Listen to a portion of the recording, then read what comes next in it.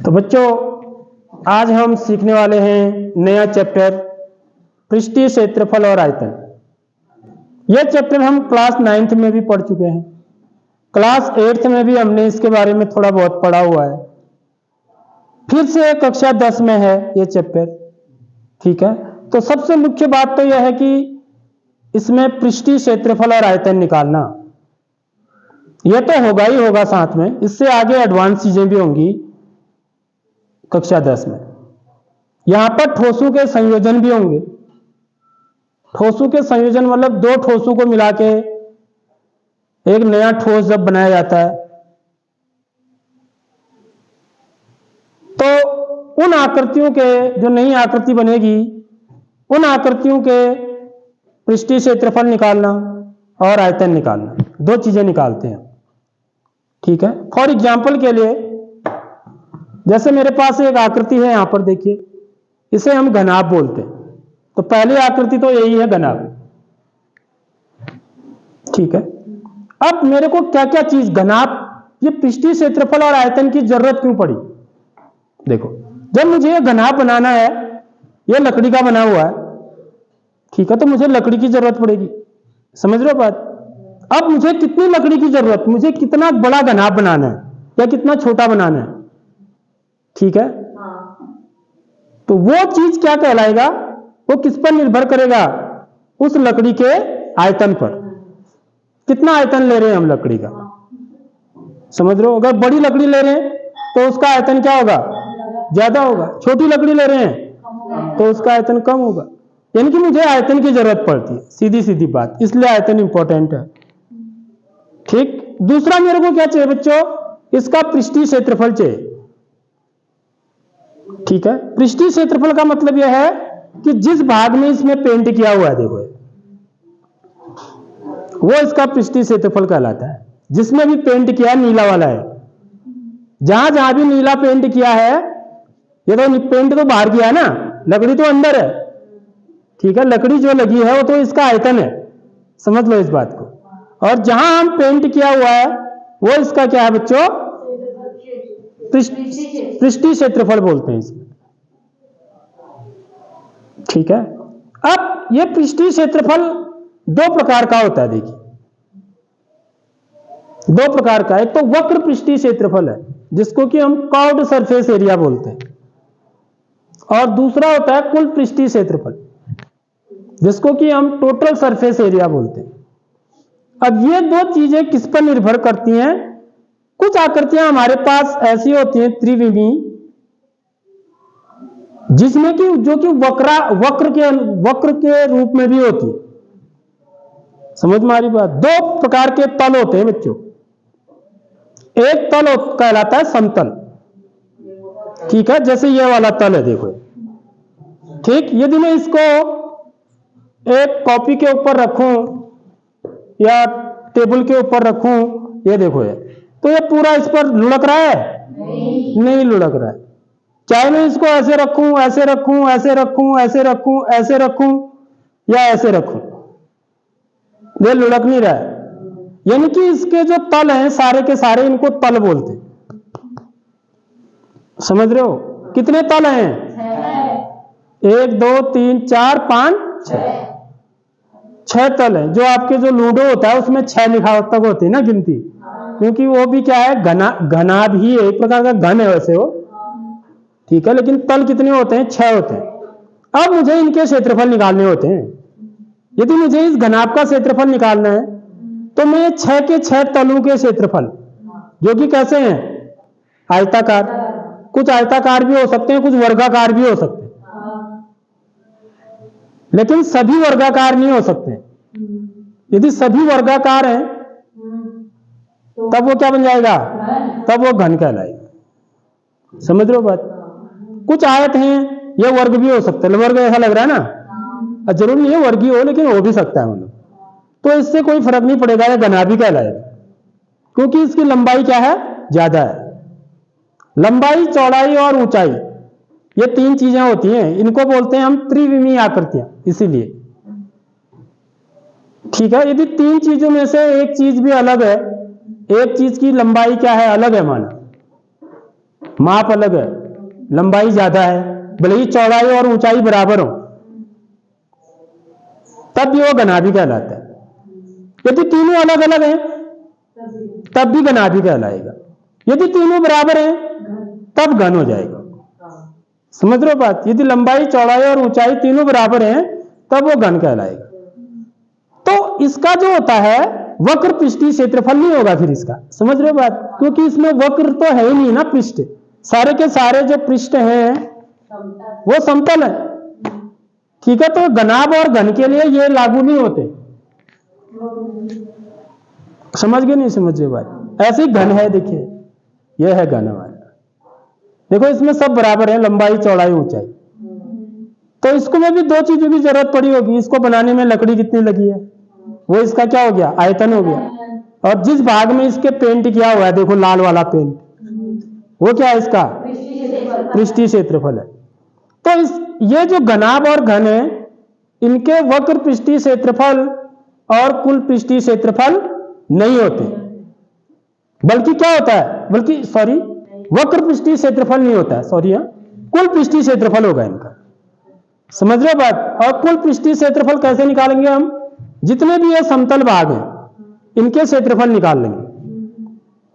और ये समतल भाग जो आपको दिख रहे हैं बच्चों, ये क्या दिख रहे हैं? या तो आपको क्या दिखेंगे, आयत दिखेंगे, या फिर क्या लिखेंगे, वर्ग दिखेंगे। समझ रहे हो बात? तो इनके क्षेत्रफल निकालना तो हमने छोटी कक्षाओं में सीखा हुआ है ना, तो कोई कठिन बात है क्या? नहीं है। हमें क्या करना है, इन 6 जो तल हैं या 6 जो पृष्ठ हैं, इन 6 तलों के क्षेत्रफलों को क्या कर देना है, जोड़ देना है, तो मुझे कुल पृष्ठीय क्षेत्रफल पता चल जाएगा। समझ रहे हो बात? अब जैसे देखिए ये इसकी लंबाई है, ठीक है, माना मैं ऐसे रख दूं, सॉरी, ये इसकी लंबाई है, ये इसकी चौड़ाई है, और ये इसकी माना क्या होगी, ऊंचाई होगी।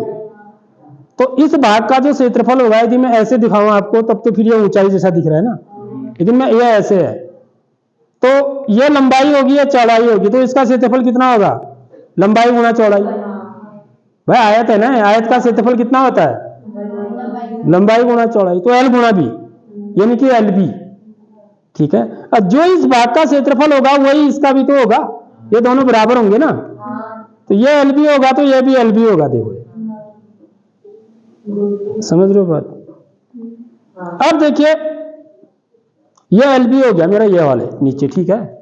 अब देखो ये वाला, मैं यहां पर ये वाला भाग लूं माना, ठीक है, इसमें एक तो क्या है, लंबाई है, और दूसरी क्या है, ऊंचाई है। तो इसका जो क्षेत्रफल होगा वो कितना होगा, एल गुणा एच। समझ में आ रही बात? चौड़ाई की जगह पर एच हो गया ना, ये भी तो आयत ही है, लेकिन इसका नाम एच है यहां पर, ठीक है। तो कितना हो जाएगा, एल गुणा एच। ऐसे ही इसका भी एल गुणा एच। इसका देखिए, इसमें क्या क्या चीज है, एक तो इसमें क्या है, चौड़ाई है, और दूसरी क्या है, ऊंचाई है। तो चौड़ाई गुणा ऊंचाई, चौड़ाई को बी से दिखा रहे हैं, ऊंचाई को एस से दिखा रहे हैं, बी गुणा एच। तो ऐसे ही है बी गुणा एच, ठीक है।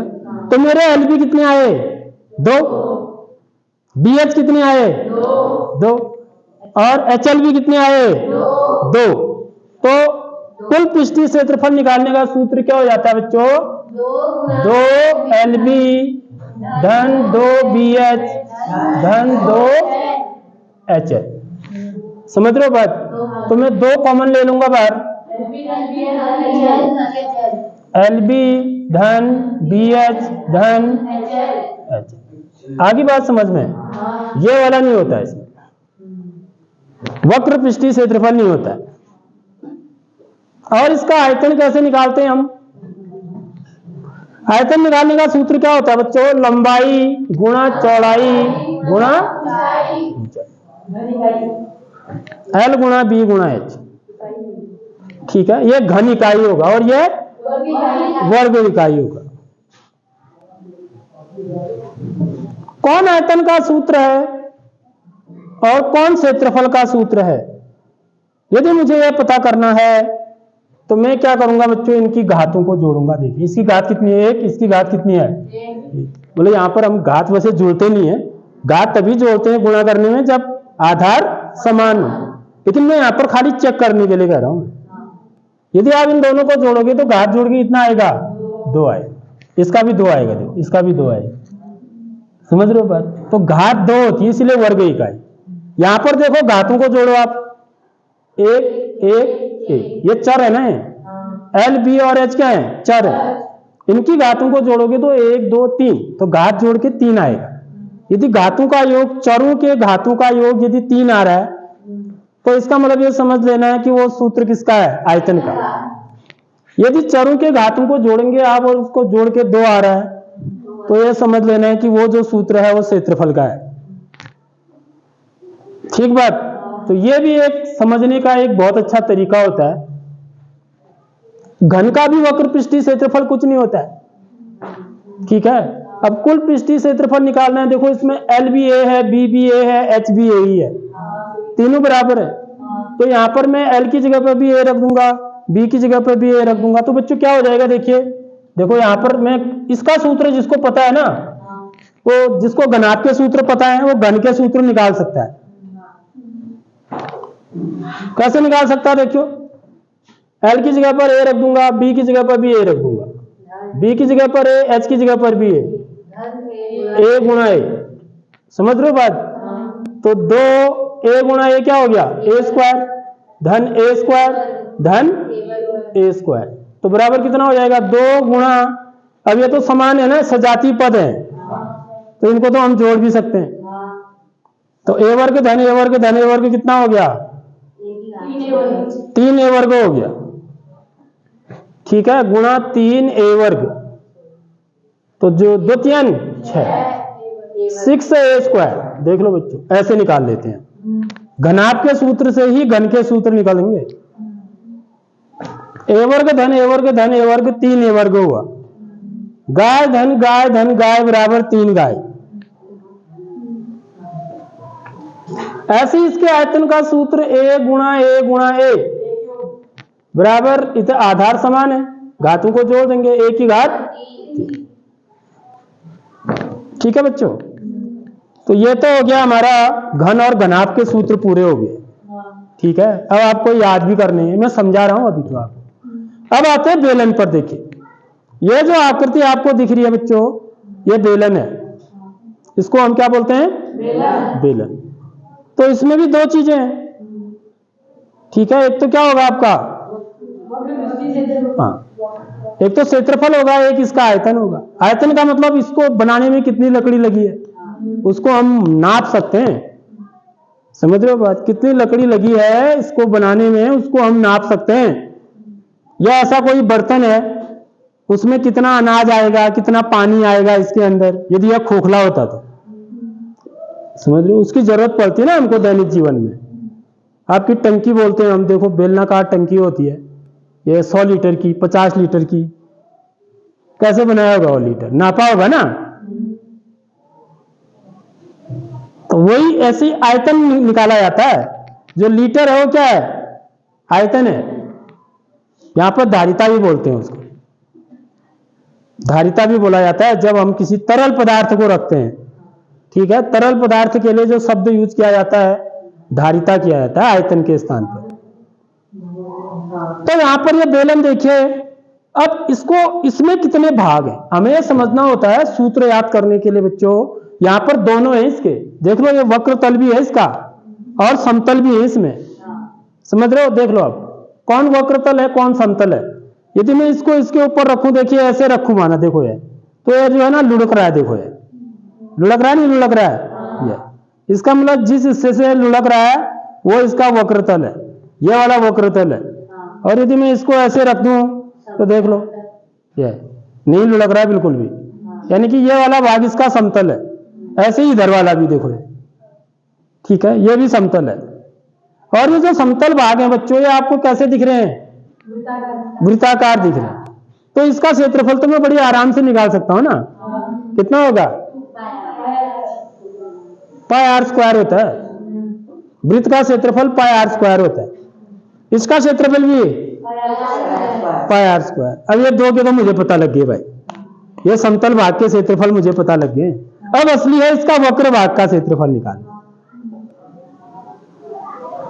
समझ रहे हो बात? जो वक्र भाग का जो क्षेत्रफल होता है बच्चों इसका, उसी को हम वक्र पृष्ठीय क्षेत्रफल बोलते हैं। इसी को क्या बोलते हैं?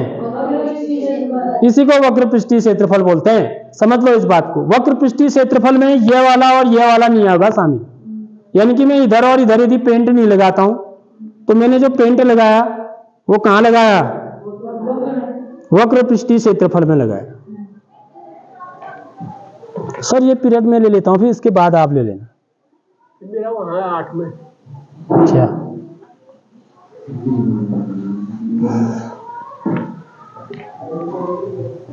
तो इसके जो क्षेत्रफल होता है यदि आपको अच्छी ढंग से सीखना है, कक्षा 9 में भी मैंने ये पाठ पढ़ाया हुआ है। देखो कक्षा 9 में भी पढ़ा रखा है मैंने, ठीक है? तो वहां से भी आप देख कर सकते हैं वीडियो को। ये सब आकारों के बेलन शंकु इनका बनाया बता रखा है, किस कैसे इनके जो है ये निकलते हैं वक्र पृष्ठीय क्षेत्रफल। एक्चुअली में ये बेलन बनता कैसा है, कैसे है? देखो यदि मैं एक चूड़ी के ऊपर दूसरी चूड़ी, दूसरे के ऊपर तीसरी चूड़ी रखते जाऊं, समझ रहे हो, तो मेरे को क्या मिल जाएगा? बेलन। ठीक है, यानी कि मेरे को जो मैं पेंट कर रहा हूं वो कहां कर रहा हूं? उस चूड़ी के परिधि में कर रहा हूं, नहीं कर रहा हूं, क्योंकि चूड़ी के ऊपर चूड़ी रखी ना मैंने, तब ये बेलन बना। अब मैं जब पेंट करूंगा तो उस चूड़ी के बाहर बाहर करूंगा, तो इस वाली एरिया को क्या बोलते हैं? परिधि बोलते हैं। समझ में आ रही बात? तो वृत्त की परिधि कितनी होती है बच्चों? 2 पाई आर होती है। समझ लो ये सूत्र, समझने का तरीका बता रहा हूं, वृत्त के सूत्र से बना रहा हूं। क्योंकि मैं वृत्त, चूड़ी क्या होती है? वृत्ताकार होती है। चूड़ी के ऊपर चूड़ी, चूड़ी के ऊपर चूड़ी रखते जा रहा हूं, ठीक है? तो फिर मुझे पेंट कर रहा हूं तो मैं चूड़ी के परिधि में कर रहा हूं पेंट, यानी कि वृत्त की परिधि तो इसमें आएगी आएगी। समझ रहे हो बात? और साथ में इसको क्या होगी, कितनी ऊंचाई तक किया मैंने, ये कितना ऊंचा बनाया ना बेलन। समझ में आ रही बात? तो इसकी ऊंचाई भी आ जाएगी। तो देखो बेलन के आधार की त्रिज्या आर है, क्योंकि इसका आधार कैसा है? वृत्ताकार है। तो वृत्त की त्रिज्या होती है हमेशा, समझ लो, बिना त्रिज्या के हम वृत्त नहीं खींच सकते हैं, कुछ ना कुछ त्रिज्या अवश्य होगी वृत्त की। तो इसके आधार की त्रिज्या कितनी है? आर है। ऊंचाई कितनी है? एच है। तो जो वृत्त की परिधि होती है, यदि मैं इसको एच से गुणा कर दूं बच्चों, तो मेरे को वक्र पृष्ठीय क्षेत्रफल पता लग जाता। समझ रहे हो नहीं समझ रहे बात? क्योंकि इसमें ऊंचाई भी है। वृत्त की परिधि को ऊंचाई से गुणा कर दो बेलन की, तो आपको वक्र पृष्ठीय क्षेत्रफल पता लग जाएगा। ठीक है, समझ आ गई बात? यदि मुझे कुल पृष्ठीय क्षेत्रफल निकालना है तो मैं क्या करना है? वक्र पृष्ठीय क्षेत्रफल तो आएगा ही आएगा ना। जब मुझे इधर भी पेंट करना है, इधर भी करना है। कुल का मतलब पूरा, यानी कि मुझे ये वृत्त में भी करना है और इस वाले वृत्त में भी करना है, यानी कि इन दोनों के क्षेत्रफल को भी मैं जोड़ दूंगा। किसमें? वक्र पृष्ठीय क्षेत्रफल में। देखो कितना आसान है समझना। तो क्या हो जाएगा? 2 पाई आर एच धन एक वृत्त का क्षेत्रफल कितना होता है? पाई आर स्क्वायर। तो क्योंकि ये दो वृत्त हैं, देखो ये समतल वाले भाग, तो 2 पाई आर स्क्वायर। कभी भी कुल पृष्ठीय क्षेत्रफल में आपको क्या करना है? समतल वाले भागों को जोड़ना है किसी भी आकृति में। वक्र पृष्ठीय क्षेत्रफल में, ठीक है, यदि मैं समतल वाले भागों का क्षेत्रफल भी जोड़ दूं, ठीक है, समतल वाला जो क्षेत्र है मेरा उसका क्षेत्रफल भी जोड़ दूं, तो मेरे को कुल पृष्ठीय क्षेत्रफल पता लग जाता है। वक्र का मतलब सिर्फ ये है, कुल का मतलब ये भी और ये भी और ये भी, तीनों। ठीक है, क्योंकि ये दोनों बराबर है, ये पाई आर स्क्वायर है, ये भी पाई आर स्क्वायर ही है, इसलिए ये कुल 2 पाई आर स्क्वायर हो गया और ये इसका वक्र पृष्ठीय क्षेत्रफल हो गया। तो वक्र पृष्ठीय क्षेत्रफल में 2 पाई आर स्क्वायर जोड़ दिया तो मेरा कुल पृष्ठीय क्षेत्रफल आ गया। ठीक है, मतलब आप कभी सूत्र भूल भी जाते हो तो आपको यदि ये चीजें पता हैं तो आप खुद सूत्र बना सकते हैं। इसलिए मैं इतनी बात बता रहा हूं आपको, नहीं तो आप तो सीधे मैं कहता सूत्र याद कर लेना भैया, ये है सूत्र। मैं समझा भी रहा हूं ये सूत्र आए कैसे। ठीक, अब देखिए आयतन का सूत्र कैसे बनता है इसका। इसके आयतन का सूत्र बनता है, ये भी वृत्त से ही बनता है। ठीक है, अब देखो आयतन कैसे बना, देखो ये आयतन जो है इसमें लकड़ी कितनी लगी है ना, तो यानी कि मैंने कहां का भाग लिया, ये अंदर वाला, अंदर वाला क्या है इसका क्षेत्रफल है। ठीक है, तो अब मैं इसको एक के ऊपर एक रखते जा रहा हूं, यानी कि मैं क्षेत्रफलों को जोड़ते जा रहा हूं। समझ में आ रही बात, कहां तक, h ऊंचाई तक। तो जो आयतन बनेगा वो क्षेत्रफल के सूत्र से बनेगा। ठीक है, वक्र पृष्ठीय क्षेत्रफल किससे बना, परिधि के सूत्र से, वृत्त की। तो वृत्त का क्षेत्रफल कितना होता है, पाई आर स्क्वायर। देखो कितना आसान है, देखो वृत्त के सूत्र से बता रहा हूं आपको। वृत्त का क्षेत्रफल पाई आर स्क्वायर होता है। वृत्त की परिधि 2 पाई आर होती है। वृत्त की परिधि को ऊंचाई से गुणा कर दोगे तो वक्र पृष्ठीय क्षेत्रफल आ जाएगा।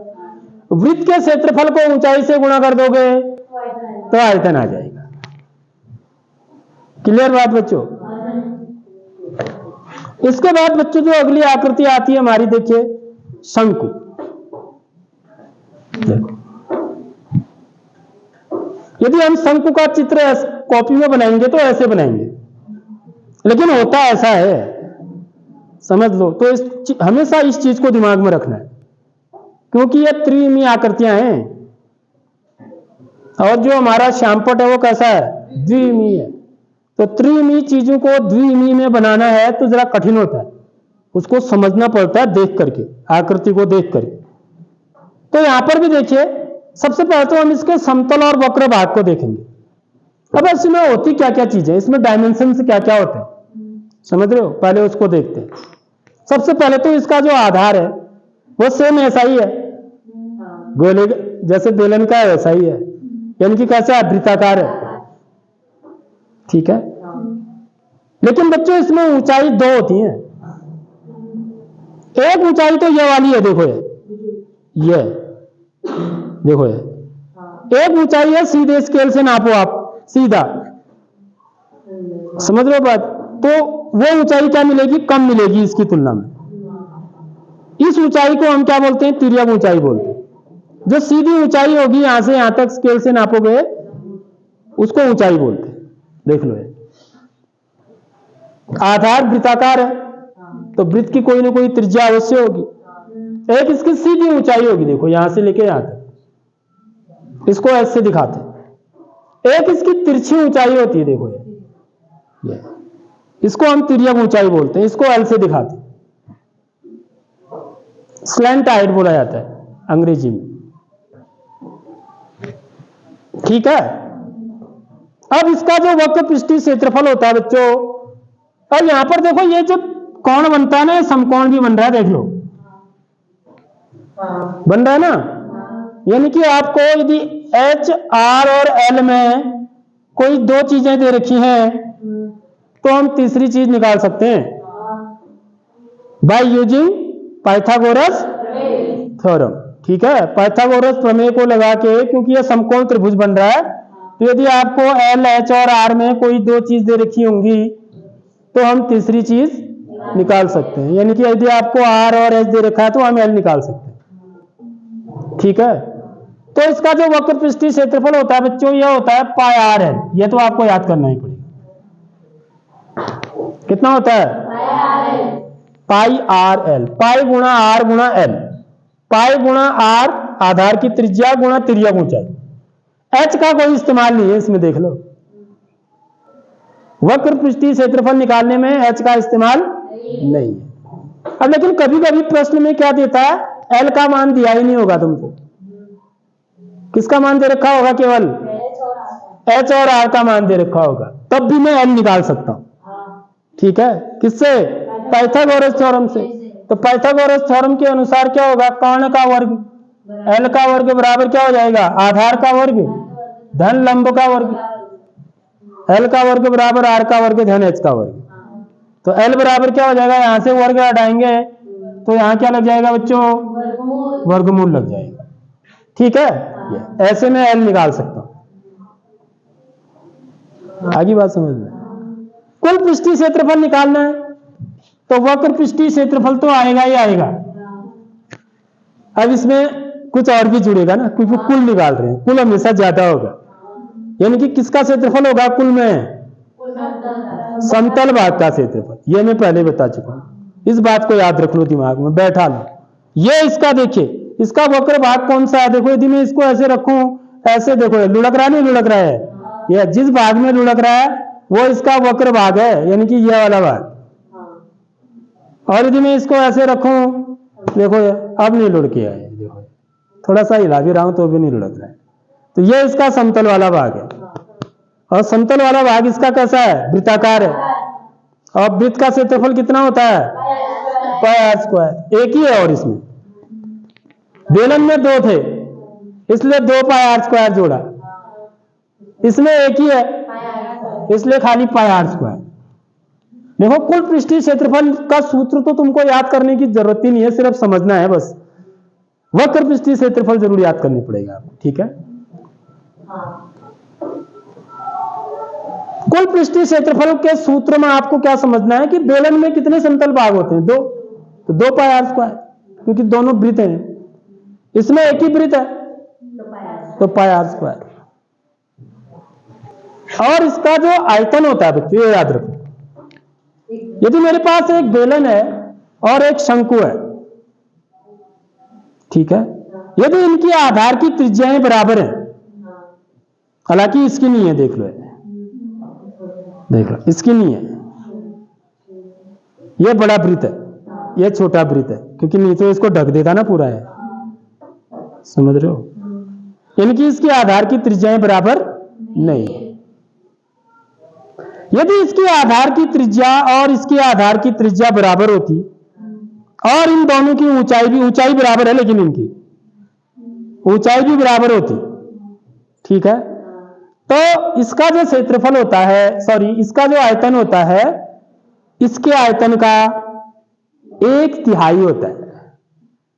समझ रहे हो बात?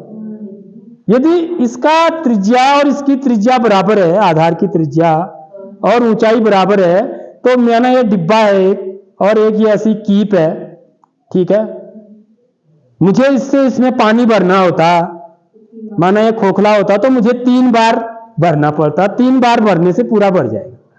समझ रहे हो? यह मतलब है इसका। आप बना के घर में देख भी सकते हैं ये चीज। आप बनाइए, एक गोला बनाइए, ठीक है, उसे मैंने भी बनाया हुआ है, मैं आपको दिखाऊंगा यहाँ पे। बेलन बनाइए, एक शंकु बनाइए, जिनकी त्रिज्याएं क्या हो? समान हो। अब आप उसमें जरूरी नहीं है कि पानी भरो। यदि आपने एक पट्टे से बना रखा है, कागज से बना रखा है, तो उसमें पानी कैसे आएगा? पानी तो नीचे हो जाएगा और फट भी सकता है। तो आप कोई और चीज भरो, बजरी भर लो, समझ रहे हो, तो आप पाओगे कि ठीक 3 बार जो है ना डालने में पूरा भर जाता है। यानी कि जो इसका आयतन जो होता है ना, इसका तिगुना होता है, ठीक है। यानी कि इसका आयतन कितना हुआ फिर? इसका 1/3। समझ रहे हो बात? 1/3 किसका? बेलन के। बेलन के आयतन का 1/3 होता है शंकु का आयतन, यदि उनकी आधार की त्रिज्या और ऊंचाई कैसी हो? बराबर हो।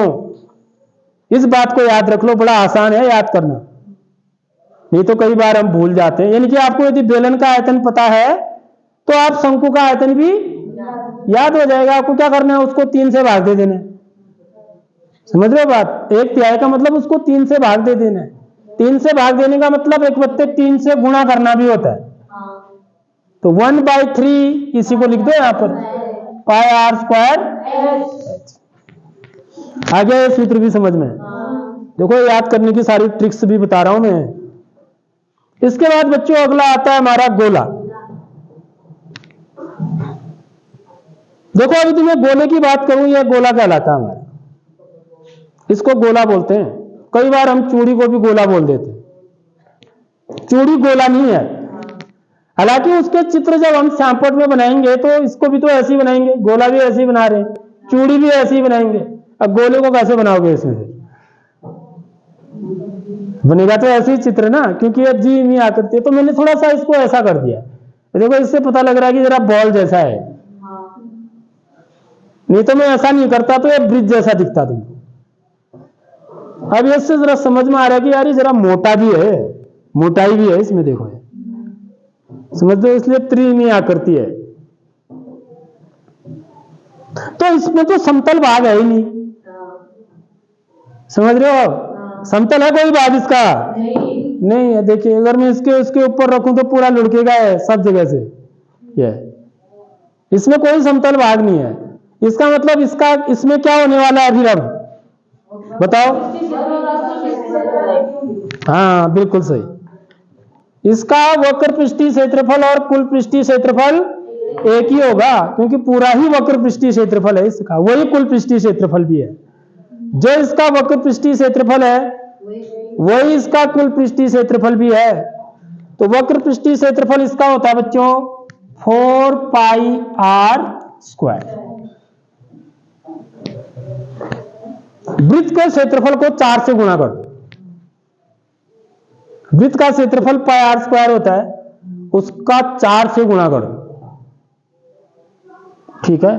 तो आपको गोले का वक्र पृष्ठीय क्षेत्रफल पता लग जाएगा, या कुल पृष्ठीय क्षेत्रफल, यह भी 4πr²।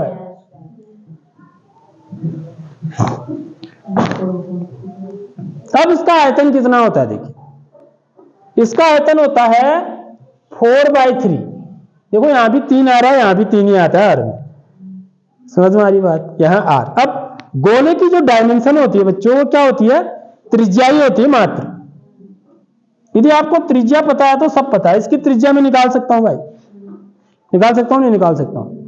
मैं क्या करूं, इसको ऐसे रख दूं, देखो ये इन दोनों के बीच की दूरी निकाल दूं, वही तो वो इसका व्यास हो गया, उसका आधा कर दूंगा। समझ लो क्या किया मैंने।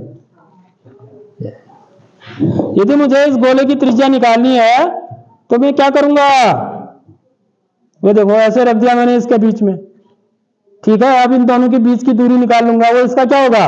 व्यास। उसका आधा कर दूंगा तो त्रिज्या पता लग जाएगी। समझ रहे हो बात? है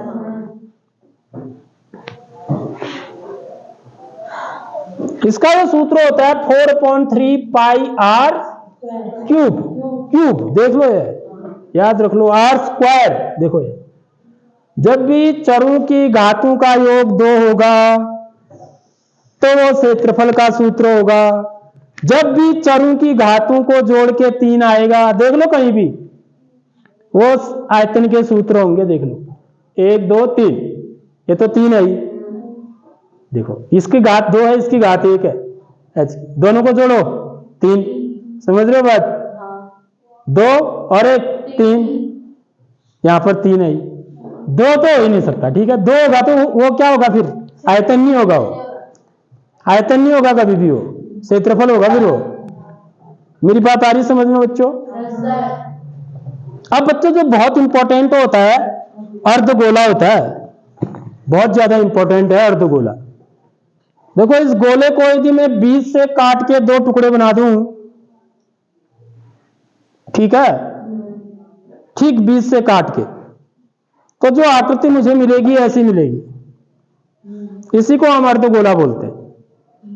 अर्धगोला क्यों इंपॉर्टेंट है बच्चों? इसलिए इंपॉर्टेंट है क्योंकि इसमें समतल भाग भी बन जाता है। देखो समझ रहे हो? एक समतल भी है इसमें, यह वाला वक्र हो गया और यह वाला समतल हो गया, यानी कि इसके क्या होंगे? दोनों क्षेत्रफल होंगे, CSA भी होगा और TSA भी होगा अर्धगोले का, ठीक? तो इसका जो CSA होता है वो तो सीधी सरल बात है, ये पूरा कितना होता है? 4πr²। तो ये इतना कितना होगा? 2πr²। इसका आधा कर देंगे। आगे बात समझ में? वक्र पृष्ठीय क्षेत्रफल ऐसे निकल जाएगा। यदि आपको गोले का पता है तो इसका निकाल सकते हैं आराम से। कुल पृष्ठीय क्षेत्रफल कितना होगा? देखिए 2πr², तो इसका वक्र पृष्ठीय क्षेत्रफल है धन ये समतल वाले भाग का क्षेत्रफल। ये वृत्त है, इसका क्षेत्रफल πr²। तो कुल कितना हो गया है? तो इसका गुणांकों को जोड़ने में गुणांकों को जोड़ते हैं कहीं भी, समझ रहे हो बात? आगे आप घात जोड़ रहे थे, गुणा करने में जोड़ते हैं घातों को, इस बात को याद रख लो हमेशा। वो भी तब जोड़ेंगे जब आधार समान होंगे घातांक के नियम से। जोड़ने में हमेशा आगे के गुणांकों को जोड़ते हैं। जैसे यहां पर ना एलबी धन बीएच धन, सॉरी कहां पर था वो, ये ए वर्ग धन ए वर्ग धन ए वर्ग, तो ए की घात 6 बोल देते हैं कई बच्चे, जैसे ये बोलने जा रही थी। क्योंकि जोड़ने में कभी भी हम घातों को नहीं जोड़ते हैं, हमेशा गुणांकों को जोड़ते हैं। इसका गुणांक 1 है, इसका भी 1 है, इसका भी 1 है, तो ए वर्ग धन ए वर्ग 1 ए वर्ग धन 1 ए वर्ग धन 1 ए वर्ग 1 धन 1 धन 1 बराबर 3 ए वर्ग। तो ऐसे यहां पर भी गुणांकों को, क्योंकि ये सजातीय पद है, देखिए यहां भी पाई आर स्क्वायर है, यहां भी पाई आर स्क्वायर है, यानी कि सेम चीज है। मुर्गी को मुर्गी के साथ जोड़ सकता हूं मैं ना, 2 मुर्गी हो जाएंगे। 2 मुर्गी को 1 मुर्गी के साथ जोड़ सकता हूं, 3 मुर्गी हो जाएंगी। लेकिन मुर्गी को गाय के साथ नहीं जोड़ सकता हूं, क्योंकि वो विजातीय कहलाते हैं। विजातीय चीजों को हम नहीं जोड़ सकते। यदि 2 मुर्गियों को 1 गाय के साथ जोड़ना है तो क्या लिखूंगा मैं? 2 मुर्गी धन 1 गाय लिखूंगा, बस। समझ रहे हो बात? 3 नहीं होंगे वो। 3 मुर्गी बोलोगे? 3 गाय बोलोगे? 3 मुर्गी गाय बोलोगे? क्योंकि मुर्गी गाय नाम का कोई जानवर होता ही नहीं या कोई पक्षी नहीं होता है, इसलिए कुछ भी लिखोगे आप तो गलत होने वाला है। इसलिए हम क्या लिखेंगे? 2 मुर्गी धन 1 गाय लिखेंगे, बस। ये इससे स्पष्ट हो जा रहा है कि 2 मुर्गियां हैं और 1 गाय है, और हम इनको ऐसे ही लिख सकते हैं, इससे आगे इसको जोड़ नहीं सकते। तो 2 पाई आर स्क्वायर धन 1 पाई आर स्क्वायर कितना हो जाएगा? 3 पाई आर स्क्वायर। देखो बड़ा इंपॉर्टेंट है फॉर्मूला। और इसका आयतन क्या होगा? ठीक इसके आयतन का आधा। तो 4/3 का आधा कितना हुआ? 2/3। बिल्कुल सही बताया इन्होंने। 2 से भाग दे देंगे ना, आधा करने का मतलब 2 से भाग देना। तो 2 से कहां दोगे? भाग हर में दोगे, ऐसे नीचे लिखोगे ना 2 को, तो ये 2 से 4 कट जाएगा, 2 दूनी 4, तो 2/3 आ जाएगा। मेरी बात आ रही नहीं समझ में? तो 2/3 पाई आर क्यूब। तो देख लो बच्चों, पूरे सूत्र हमने बना दिए हैं, इसके बाहर कुछ भी नहीं है। तो सबसे पहले आपको ये सूत्र सीखने, इन सूत्रों को समझने के बाद याद भी करना है। यदि आपको ये सूत्र याद हो गए तो फिर आप सवालों को बनाने में समर्थ हो पाएंगे। ठीक है?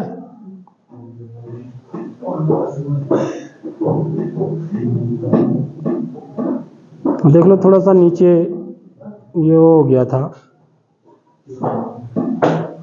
तो अर्धगोले का जो हमने कुल पृष्ठीय क्षेत्रफल निकाला, तो 2 पाई आर स्क्वायर में पाई आर स्क्वायर को जोड़ा तो 3 पाई आर स्क्वायर आया। और अर्धगोले के आयतन को निकालने के लिए हमने क्या किया? 4/3 का आधा कर दिया, तो 2/3 पाई आर क्यूब आ गया। ठीक है बच्चों? Yes sir.